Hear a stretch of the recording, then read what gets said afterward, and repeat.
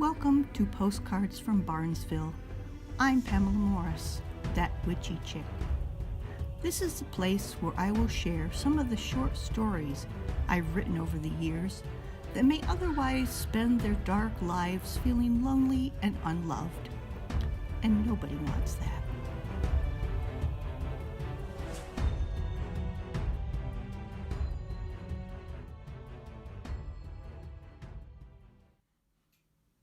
Hello, and welcome to another episode of Postcards from Barnesville. This is episode 3, and this is going to be all about the prom. Tonight, we're heading off to the dance. So put on your tuxedo or your pretty dress, and let's go to the high school gym where things don't go quite as planned for one particular young lady. All too soon, she's going to find herself walking home in the rain before the party's even over. Let's keep her company in what I've titled, Going Home. Gwen thrust her hand into the sweater, nearly ripping the corsage from her wrist. She yanked the crumbling flower with its delicate pink ribbon off, threw it at the gym floor, and tried putting her sweater back on again. Tears of rage and hurt poured down her face. That pig, that horrible, beastly pig. Don't go, Gwen, please. Stay and hang out with us gals. I'm humiliated. How could he do this to me? Tonight of all nights, he does this to me in front of everyone. I hate him. I hate him. Marge remained at her heels as Gwen made a beeline for the front door of the high school. Gwen, come on. He's not worth it. Stay. Outside, the sky had opened up in a torrent of rain, drowning out Paul Anka's voice as he crooned over puppy love. Lightning crisscrossed the sky as rolls of thunder rumbled long and deep. Gwen stepped out into it, welcoming the wet, biting sting of each drop as it melted away all the hairspray she'd spent to do up her hair only hours ago. I'm going home. Marge trailed after her as far as the bottom of the school's wide stone steps. You're going to get soaked. Stop! Marge pulled on Gwen's arm, drawing her to a halt. Come back inside. You can't walk all the way home. It's miles away, and you don't even have an umbrella. You'll catch your death in that rain. All Gwen wanted was to get away from the stares and the snickers behind hands. I want to go home. You can use the payphone to call your dad. Have him come get you. Let's do that. He's on his business trip and Mom doesn't drive, she protested. Marge tried to ease the both of them back into the high school front door. At least let's get you an umbrella. There's always extras in the nurse's office. Gwen would have none of it. She yanked herself free of Marge's hold. I'm going home, she yelled, turned, and ran towards the road, ignoring what little she could hear of Marge's protest over the clattering of rain. Kenny Bell was the lowest of the low, the mud under her feet. Gwen knew that now as she trudged along the roadside, her head down, arms crossed tight across her chest, her bouffant soaked and sagging from the rain. She hadn't even brought so much as a rain bonnet with her. Everything was ruined. Her hair, her makeup, the dress she and her mom had spent hours making, and the beautiful cashmere sweater she saved up months of babysitting money to buy. Her pink flats were covered in mud. If Kenny wanted to go with the prom with Betty Cooper, he should have just asked her instead, not Gwen. Gwen would have been fine going with a group of girlfriends. Instead, the dirtbag waited until they showed up together, even got their picture taken, and shared a slow dance before going off to be not so sneaky with Betty. The sound of tires squealing on pavement penetrated the dismal and tumultuous darkness behind her. It was probably one of Kenny's friends showing off his new set of wheels. Maybe it was even Kenny, now that he was free of Gwen and had Betty to impress. Headlights shined from behind her, grew brighter, then roared by in a splash of wet road grime, ruining her shoes and dress and sweater even further. Gwen didn't care anymore. She was going to rip up this dress and throw it in the trash as soon as she got home. Another vehicle approached, this time from the other direction. It didn't slow in the slightest, the wind created by its passing spewing more dirty spray into her face and grit in her eyes. Gwen stopped and turned her back to the road, wiping at her face and eyes to better her vision. She should have listened to Marge. She should have listened to everyone who had warned her about Kenny. But no, she was too starry-eyed to believe for a second what they told her. "You're a stupid fool," Gwen cursed under her breath. "Serves you right." Her eyes cleared. Gwen looked in the direction of the school. She could still go back. 2 more pinpoints of light appeared on the horizon, heading her way. Gwen bit down her bottom lip. She'd always been taught the dangers of hitchhiking. Anyone could be behind that wheel. She'd heard the stories of people getting kidnapped when they were picked up by strangers while hitchhiking, kidnapped and never seen alive again, their bodies brutalized and tossed aside like garbage along the roadside. That's what she felt like, garbage. But home called. She just wanted to get home, get out of the stress, take a hot bath, and go to bed. That's all that mattered now, going home. The sooner the better. Gwen stood a little straighter, bottom lip trembling with fear and cold, and stuck out her thumb. She was already at the bottom of the barrel. How could things possibly get any worse? Kenny Bell, really? Can you believe it, Marge? Of all the girls, he asked me to the prom. Me! Are you sure you want to do this? Of course, it's Kenny Bell. That's what I'm worried about. For a minute, Gwen didn't think the approaching vehicle was going to stop. It was raining so hard they could probably barely see her along the roadside. No, it was slowing down, passing her by before pulling over to the gravel shoulder a dozen yards ahead, its red brake lights glowing like the eyes of one of hell's own. Gwen hesitated. What if it was a killer, or worse, a rapist, a stranger with lecherous plans to take full advantage of her pathetic and desperate state of mind? The car horn honked, 2 quick beeps, the driver anxious to be on his way. Surely it was a man. Only a man would be driving out on a night like this. Gwen shivered in the cold and wet and made up her mind. Mud splashed over the tops of her shoes as she hurried to the passenger side door. The driver was already stretched across the vehicle, cranking the window down. "You need help, miss?" He didn't look much older than Gwen's father and appeared as kindly. "I need a ride home," she answered. "It's just down the road a few miles." He wagged his thumb towards the back seat.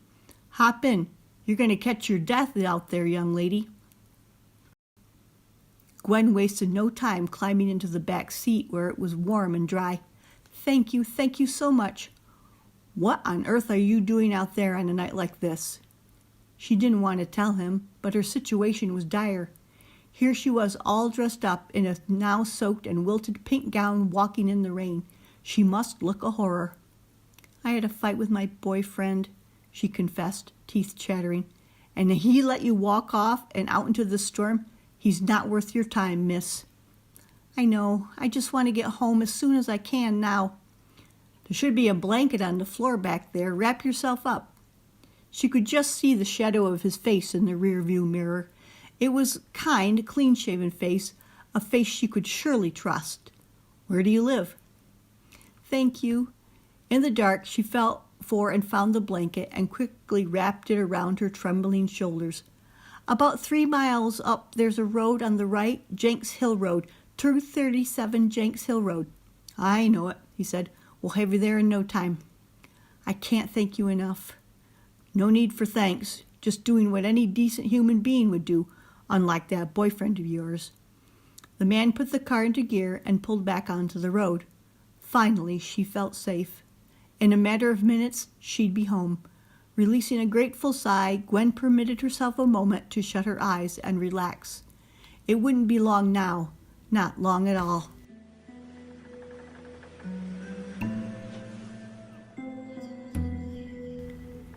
You are listening to Going Home by Pamela Morris. If you're enjoying this story and would like more, there's a link to my website, PamelaMorrisBooks.com in the description. And I just wanted to add that Going Home first appeared in the anthology Twisted Legends, published by Crimson Pinnacle Press. And I will also be putting a link to that book in the description so you can find that. And now let's get back to the story. The sensation of moving stopped, snapping Gwen back into the moment. Beyond the rain-splattered window, the familiar glow of her own front porch light welcomed her. "This the right place?" the driver asked, and turned around in the driver's seat to look at her. Something about his voice didn't sound the same. It was softer, almost younger. Gwen chalked it up to her own shock and the clattering of rain on the roadside. None of that mattered. Her heart, like the rain, was lighter now. She was home. "Thank you so much." "No problem. Get inside now." Gwen scrambled from the back seat, gave her savior a smile and a wave, and ducked back out into the rain. "How's my lipstick?" "Perfect." "Has he kissed you yet?" "No." "I bet he will." "I sure hope so." It was turning into everything she'd ever dreamed it could be. Everything was perfect. The weeks of work had paid off, and now here they were, arm in arm, her and Kenny Bell, one of the most popular boys in school. The soft folds of the crinoline under her pink skirt rustled with each step they took deeper into the decorated gymnasium. Red, white, and black streamers shouted out the school colors. Matching balloons swayed and bounced to the beat of the latest Ricky Nelson song. "Let's get a table, huh?" Kenny said, taking her hand and stringing her along behind him toward the outer edges of the dance floor. He held out the chair for her. "I'll get us some punch." "All right," she replied, folding her hands nervously into her lap. "Gwenny!" Marge came bursting out of the crowd. "You're here!" "I'm here." She rose to give her friend a hug. "Where's Kenny?" "Oh, went to get us some punch." "That's nice." Marge's hand slid down to take one of Gwen's. "You sure about this, honey? You know what everyone says about Kenny. I know you do." "He's been the perfect gentleman. Stop trying to change my mind. It's too late for that now anyway. We're already here together, Kenny and me, and we're going to get our picture taken." Marge scowled. "I just don't want you to get hurt, hon." "I won't get hurt." "Hey, gals." Kenny emerged from the crowd carrying a cup of punch in each hand. He handed the fuller one to Gwen. "Here you go." "Thanks, Kenny." She smiled and winked at Marge. "See what I tell you, the perfect gentleman." "That's me," her date chuckled. The slow song that had been playing switched up to Wilbert Harrison's Kansas City. "Say, we're not here to sit around and talk. Let's dance." Gwen had barely had a chance to take a sip from her cup before she found herself out on the dance floor, her heart and feet floating on cloud 9. Gwen knew he'd had lots of girlfriends, but that didn't matter. She was love-struck. He'd picked her for the biggest dance of the year. But now he'd gone off to get more punch right after getting their picture taken. It was getting late. She stood by their table on tiptoes, craning her neck to see over the heads of all the couples on the dance floor. Gwen smiled as she swayed to the slower tempo. What was taking him so long?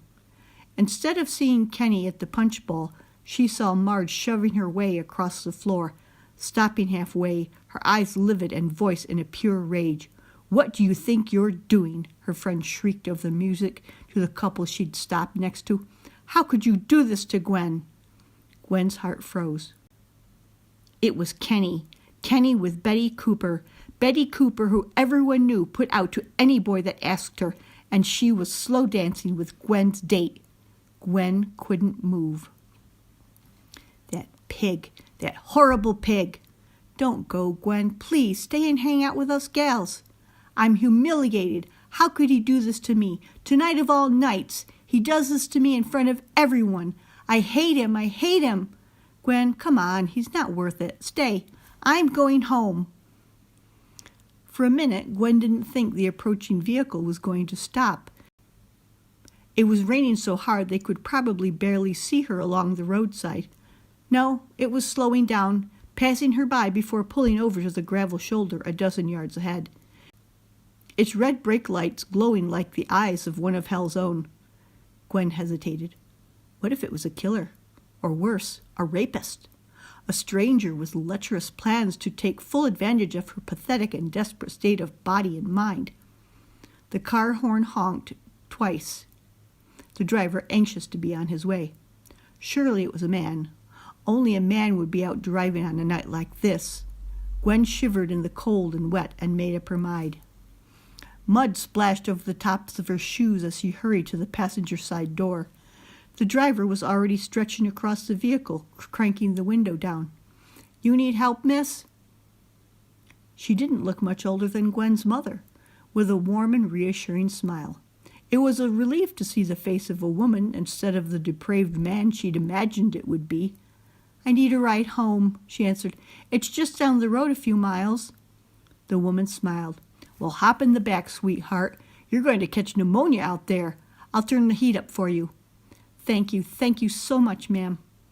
"Take that wet sweater off and put on my dry one back there. Where do you live?" "Just down the road a couple miles, 237 Jenks Hill."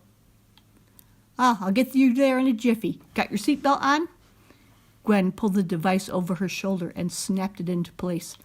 This was some fancy car. It was like nothing she'd ever seen before. It must be right off the assembly line, one of those rich people cars, a Rolls Royce maybe. Gwen didn't know much about cars, but this one was something special. It rode so smooth and quiet, it was almost like they weren't moving at all. When they stopped, Gwen snapped back into the moment. Beyond the rain-splattered windshield, the familiar glow of her own front porch light welcomed her. "This it?" the driver asked as she gazed at Gwen in the rearview mirror. Yes, her heart, like the rain, was lighter now. She was home. Thank you so much, ma'am." "I'm glad I came through when I did. You're lucky it was me and not some weirdo who picked you up." "Yes, I'm very lucky. Thanks again." Gwen scrambled from the back seat, gave her savior a smile and a wave, and darted towards the house. Did you hear what Kenny did to Gwen? He's such a jerk. Are any of us really surprised? He's such a lowlife. They only like him because he's got money and a nice car. She was just on the brink of calling out when she realized the house was already quiet and dark. Mom must already be in bed. Was it really that late? Not wanting to wake her mother, Gwen tiptoed up the stairs and slipped into her bedroom. One look in the mirror sent her heart into her throat again, pushing up a whole new wave of tears and hurt. Kenny Bell. Oh, how she hated him. Oh, how she had been used and lied to. How was she going to ever show her face in school again? Gwen moved to pull off the sweater and realized it wasn't hers. It was the ladies who'd brought her home. Gwen's sweater must still be in the back seat. What did it matter? It was ruined, just like what had been the prettiest dress she'd ever worn. Gwen couldn't get out of it fast enough, not caring about the ripping sound the fabric made when she pulled the stuck zipper. Once off, she tore into the fluffy tulle with her bare hands and then went for the scissors in their top dresser drawer. There was no salvation for the garment by the time Gwen's energy was spent, but she did feel better. Her eyes came to rest on the clock. It was almost 10. Mom was usually such a light sleeper. Gwen was surprised her parent hadn't come knocking on the bedroom door. It was probably for the best. Let Mom sleep. There wasn't anything she could do or say now that would help anyway. Slipping into her bathrobe, Gwen made her way to the bathroom at the end of the hall. She still wanted that hot bath. The rain had chilled her to the bone. She needed to unwind and gather herself together. After that, a nice long entry into her diary would be in order. How's my lipstick? Perfect. Has he kissed you yet? No. I bet he will. I sure hope so. For a minute, Gwen didn't think the approaching vehicle was going to stop. It was raining so hard they could probably barely see her along the roadside. No, it was slowing down, passing her by before pulling over to the gravel shoulder a dozen yards ahead. its red lights glowing like the eyes of one of hell's own. Gwen hesitated. What if it was a killer, or worse, a rapist? A stranger with lecherous plans to take advantage of her pathetic and desperate state of mind.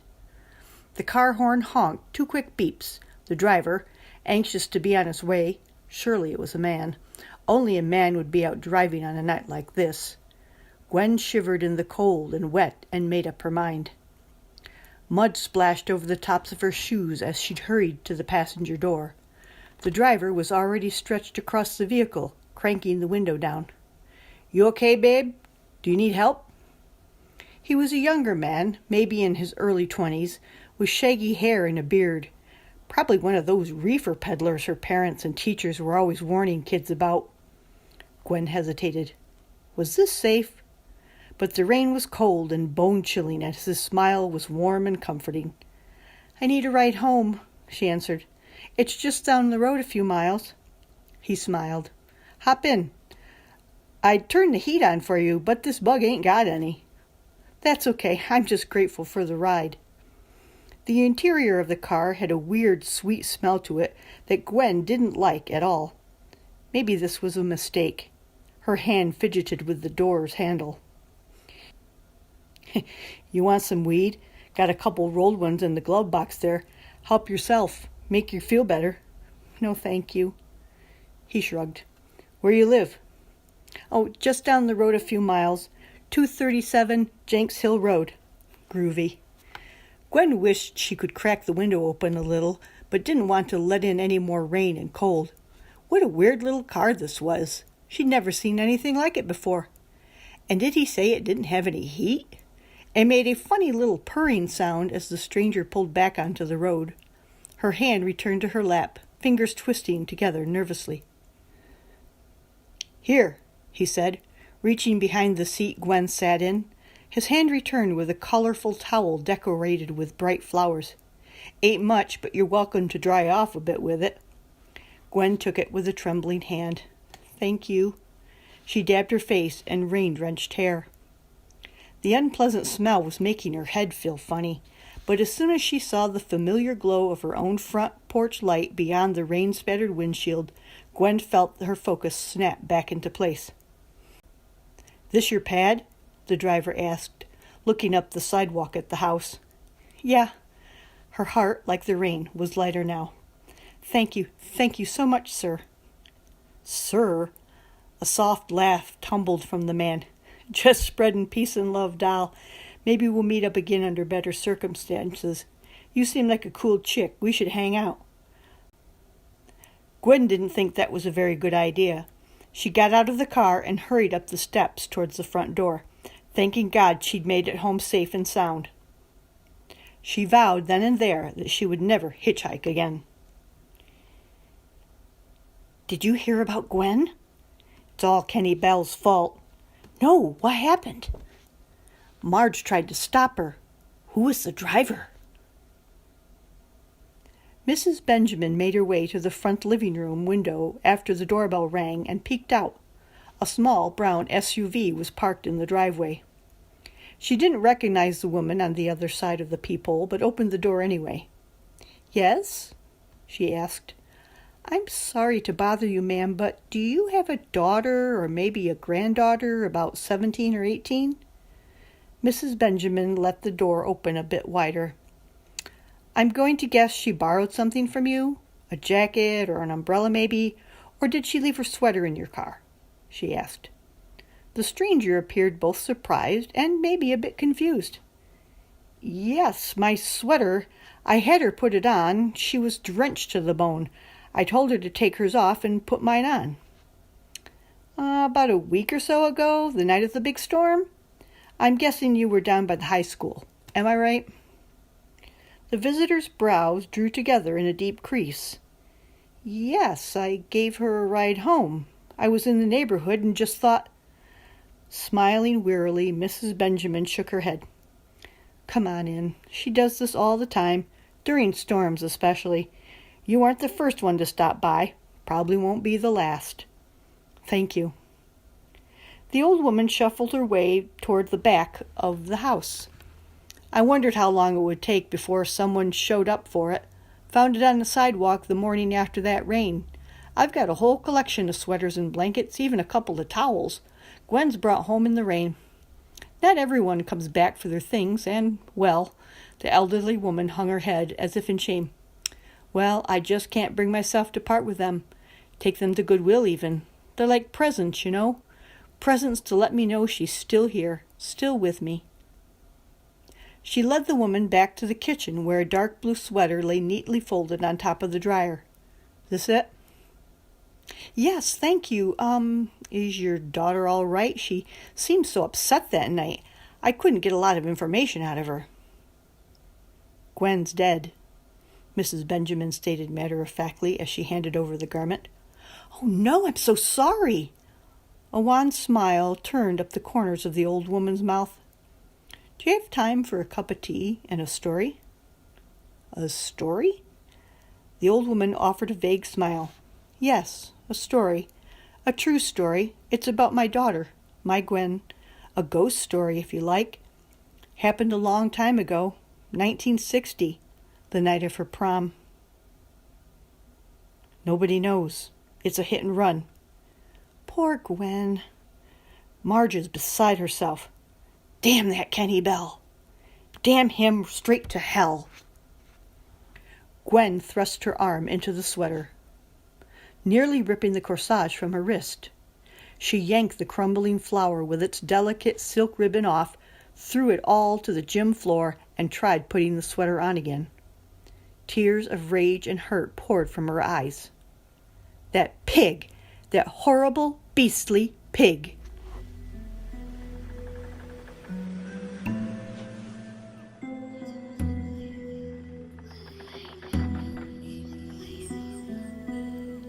You have just listened to Postcards from Barnesville with Pamela Morris, that Witchy Chick. A place for free short stories that otherwise may have spent their dark lives lonely and unloved. Please subscribe and hit that like button if you enjoyed this reading and to keep the stories coming. Be sure to check your mailbox for another postcard from Barnesville from that Witchy Chick soon. And thank you for listening.